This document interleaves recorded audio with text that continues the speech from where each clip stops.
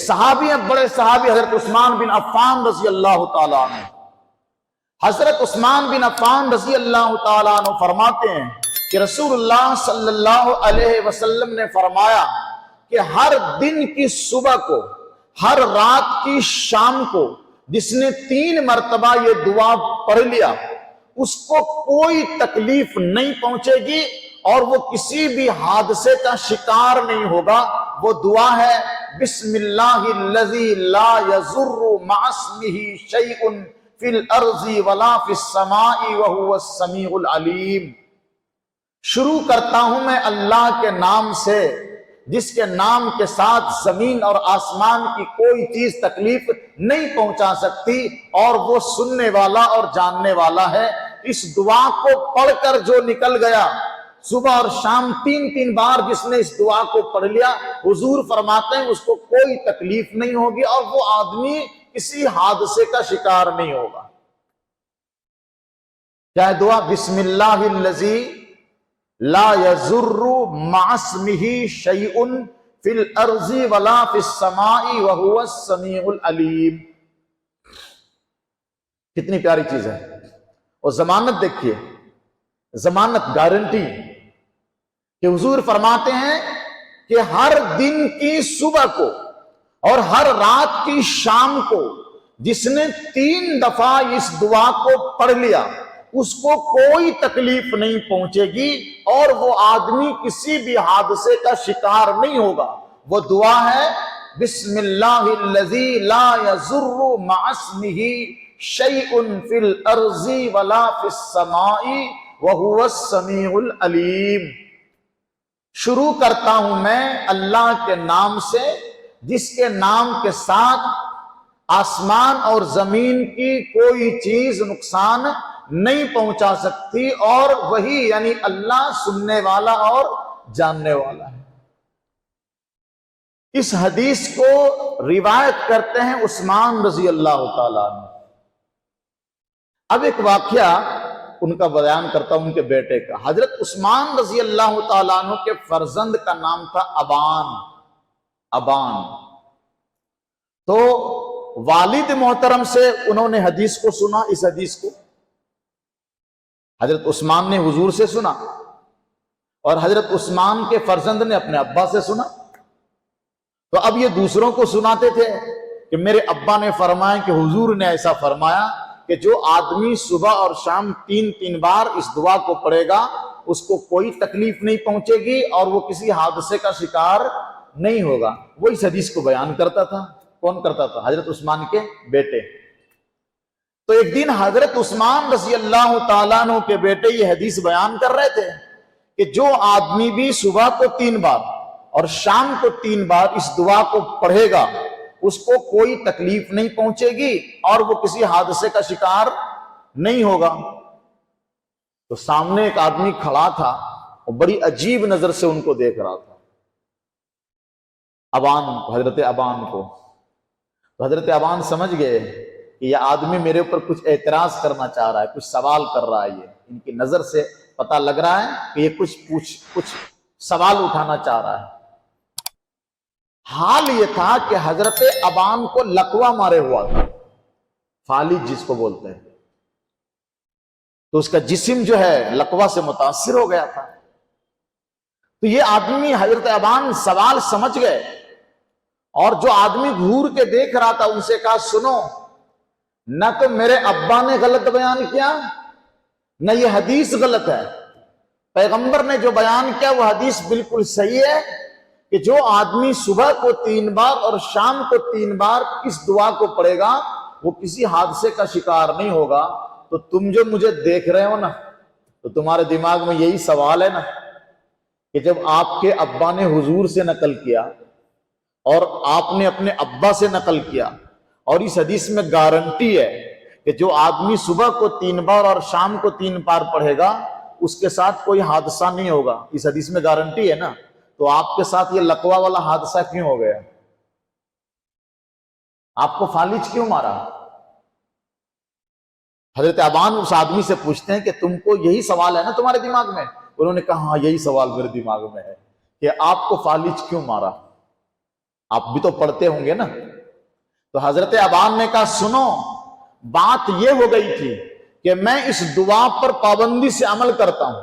ایک دن ایسا ہو گیا کہ کسی معاملے میں مجھے غصہ آیا ہوا تھا، اور اس غصہ کی حالت میں اس دن میں یہ دعا پڑھنا بھول گیا تھا، اور اسی دن مجھے لقوہ مارا، اسی دن مجھ پر فالج کا اثر ہوا. چونکہ میری تقدیر میں فالج مارنا مقرر تھا اللہ کی طرف سے، اس لیے میں اس دن یہ دعا بھلا دیا گیا، اور اسی دن فالج کا میرے اوپر اثر ہوا.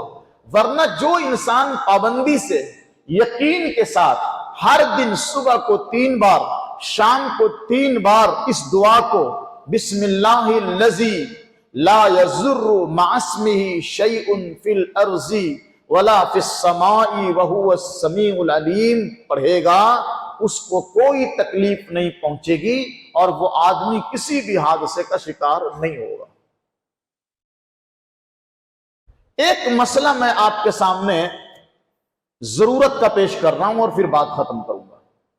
ایک قیمتی مسئلہ جو ہمیں اور آپ کو پیش آتا رہتا ہے، لیکن کبھی ہم نے اس پر غور نہیں کیا. حضور فرماتے ہیں کہ کھانے سے پہلے بسم اللہ پڑھو، پینے سے پہلے بسم اللہ، سونے سے پہلے بسم اللہ، وضو سے پہلے بسم اللہ، غسل سے پہلے بسم اللہ، بیت الخلاء جانے سے پہلے بسم اللہ. یہی حکم ہے نا؟ تو ہم وضو بھی کریں گے تو بسم اللہ پڑھیں گے کہ نہیں پڑھیں گے؟ اچھا غسل بھی کریں گے تو بسم اللہ پڑھنا ہے نا؟ تو حضور نے فرمایا ہر کام سے پہلے بسم اللہ پڑھو. بیت الخلاء یعنی پخانے کے لیے اندر جا رہے ہیں، لیٹرین کے لیے، تو ہم بسم اللہ پڑھ کے اندر جائیں گے. حضور نے حدیث میں فرمایا ان هذه الحشوش محتضرۃ فاذا اتى احدکم الخلاء. یہ جو بیت الخلاء ہیں، استنجا پخانے کی جگہ، ان جگہوں میں کیڑے مکوڑوں کے علاوہ شیطانی جناتی مخلوقات بھی رہتی ہیں. شیطان رہتے ہیں، جنات رہتے ہیں ایسی جگہوں پر. لہذا تم میں سے جب کوئی آدمی استنجا کے لیے بیت الخلاء میں جائے فَلْيَقُلْ بِسْمِ اللَّهِ، ایک حدیث میں ہے کہ وہ بسم اللہ پڑھے، اور ایک حدیث میں ہے وہ یہ کہے اعوذ باللہ اللہم انی اعوذ بک من الخبث والخبائث. اے اللہ میں تیری پناہ مانگتا ہوں خبیثوں سے اور خبیثنیوں سے. خبیث جن ہو، شیطان ہو، یا خبیث جنی ہو، ان سے تیری پناہ مانگتا ہوں. تو حدیث میں ہے کہ جب بیت الخلاء جائیں گے تو بسم اللہ پڑھیں گے اور یہ دعا پڑھیں گے. کیا دعا پڑھیں گے؟ اللہم انی اعوذ بک من الخبث والخبائث، اور بسم اللہ بھی پڑھیں گے. ٹھیک ہے. مسئلہ میں یہ بتا رہا تھا کہ آج کل اس مسئلے کو غور سے سنیے، بہت ضروری مسئلہ ہے جس کو سمجھنا چاہیے کہ آج کل بہت سارے گھروں میں جو باتھ روم ہے وہ اٹیچڈ بیت الخلاء ہے. غسل خانہ بھی ہے اندر، پائخانہ بھی ہے، استنجا کی جگہ بھی اندر ہی ہے، اور غسل کرنے کی، وضو کرنے کی جگہ بھی اٹیچ ہے اس کے ساتھ.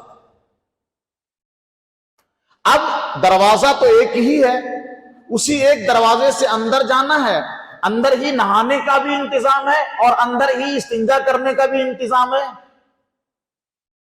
تو اب ایک بار ہم بسم اللہ پڑھ کر اندر چلے گئے، استنجا کیا یا پھر پاخانہ کیا، بسم اللہ پڑھ کر اللہم انی اعوذ بک من الخبث والخبائث پڑھ کر اندر چلے گئے، استنجا کر لیا، پاخانہ کر لیا. اب وضو اندر ہی کرنا ہے تو وضو سے پہلے بھی تو بسم اللہ پڑھنے کا حکم ہے نا.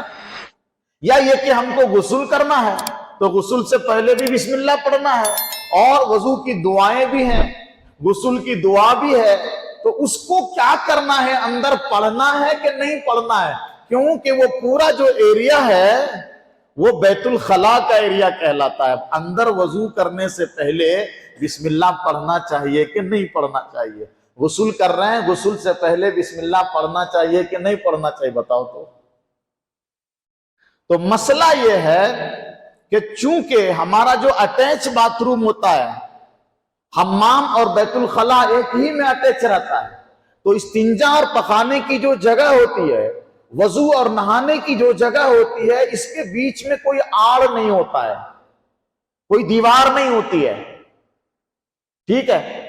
تو وہ پورا ایریا جو ہے بیت الخلا ہی مانا جائے گا، اس لیے وہاں پر بسم اللہ نہیں پڑھ سکتے وضو سے پہلے، اور غسل بھی کر رہے ہیں تو وہاں پر غسل سے پہلے بسم اللہ پڑھنا منع ہے، کیونکہ جب بیت الخلا میں چلے گئے نا تو بیت الخلا میں اللہ کا نام لینا منع ہے، کوئی دعا پڑھنا، کوئی ذکر کرنا منع ہے بیت الخلا کے اندر۔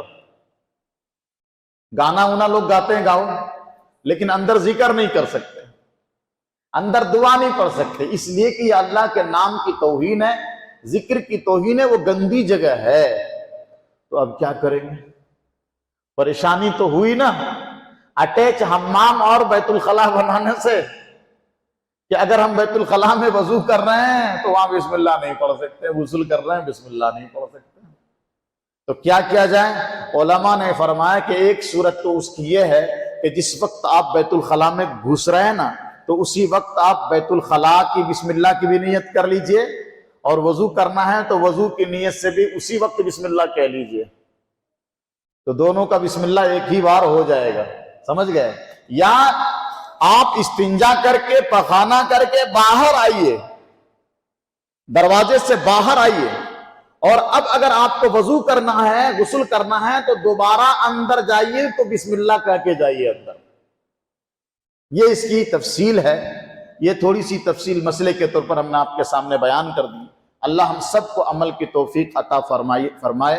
دیکھیے یہ چند چیزیں ہیں جو ہمارے سامنے نئی نئی آ جاتی ہیں مسئلے کی بات۔ اچھا ایمان سے بتائیے آپ لوگ، یہ جو مسئلے آپ کے سامنے بتائے گئے ضروری تھے کہ نہیں تھے؟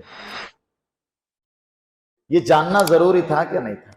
یہ صرف ہم ہی لوگ کو جاننا ضروری نہیں ہے، ہر مسلمان کو ان مسئلوں کو جاننا ضروری ہے۔